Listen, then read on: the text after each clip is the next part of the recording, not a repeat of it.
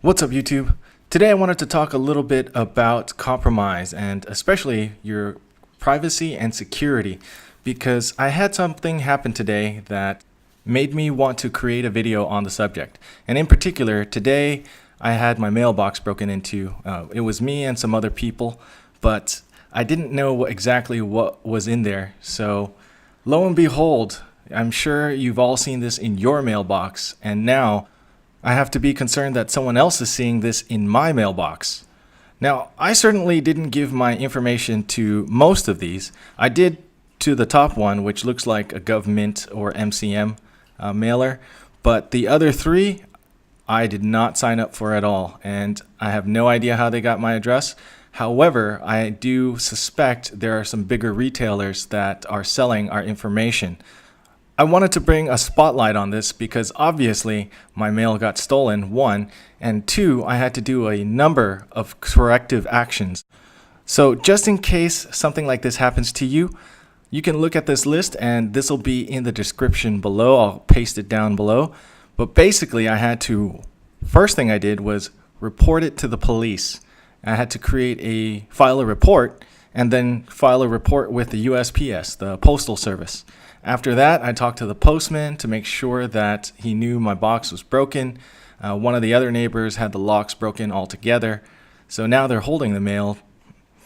Next is to contact the HOA, let them know, or Neighborhood Watch, that there's something going on in the neighborhood. After that, I started going on to online dealers that I deal with and changed my address to my P.O. box. I changed my address to other coin dealers like Nationwide Coins and Modern Coin Mart, MCM, AppMex, Provident, wherever I've dealt with in the past, so that I don't get any mail. I'm also bringing this to your attention so that we can combine our efforts. If you don't like this practice of selling your address and your personal information and getting these things which would compromise your identity, and especially if your mail gets stolen and now people know that you collect or do something of that type. Let the dealers know not to send you any mailers and instead send you an email, which is a little bit more private, because this really does endanger my physical well-being, which is why I had to move my metals to different locations. I ended up going to different banks and opening up SDBs or deposit boxes, because I have to assume that someone from YouTube knows who I am. And just in case, I have to move everything out. Even if it isn't someone from YouTube, I have to assume that one of these mailers were in my mailbox at the time and someone knows that I collect. So either way, I have to protect myself and my belongings. So after that, I did a re-inventory, and I have a list of things that I'm going to sell because I had to shuffle things around.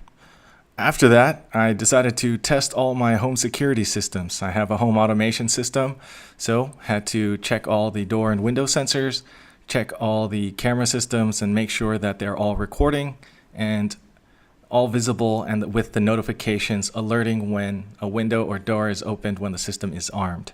The last thing that I'm doing is just checking my home defense systems, breaking it down, making sure it's well oiled, and making sure I get some range time to make sure I'm not a danger to myself and I'm a danger to someone else. So keep these things in mind. Let me know what you think in the comment section below. If you have a problem with these constant mailers from all these companies that you've never heard of, mailing you about different coins and mints, products, and whatever. This really has a potential to cause some serious danger to people's well-being, and I just want to make sure that if there are companies out there that are selling our information, that you stop, or at least find a different way to do what you're doing without putting us in danger if something like this happens. Thanks for watching. Catch you on the next one.